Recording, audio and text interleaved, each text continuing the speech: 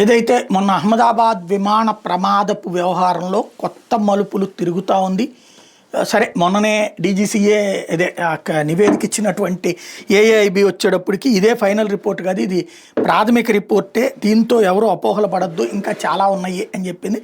అట్లాగే మధ్యంతర రిపోర్ట్ త్వరలో ఇస్తున్నామంది. ఇక్కడ పబ్లిక్ వచ్చేటప్పటికి వేగంగా దాని మీద దర్యాప్తు కావాలని కోరుకుంటున్నారు. కానీ అంతర్జాతీయ ఒత్తిళ్ళో లేకపోతే ఈ దర్యాప్తు అధికారుల వైఫల్యమో కానీ ఆశించినట్టు జరగట్లేదు.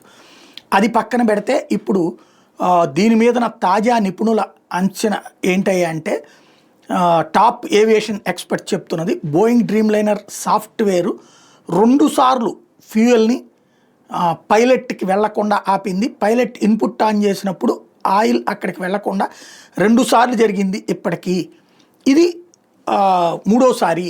ఇది డైరెక్ట్గా పైకి లెగుస్తున్నప్పుడు జరిగింది కాబట్టి వెంటనే ప్రాబ్లం అయింది అన్నటువంటి చెప్తున్నారు. అంటే బోయింగ్లో టెక్నికల్లీ లోపం ఉంది, ఆ లోపాన్ని వాళ్ళు కంపెనీ సరిచేయకపోగా అలాగే వదిలేసేయడం, దాని ఇంపాక్ట్ ఇక్కడ అన్నటువంటిది ఈ నిపుణుల యొక్క అభిప్రాయం. మరి దీన్ని అంగీకరిస్తుందా లేదా నివేదిక అన్నటువంటిది చూడాలి.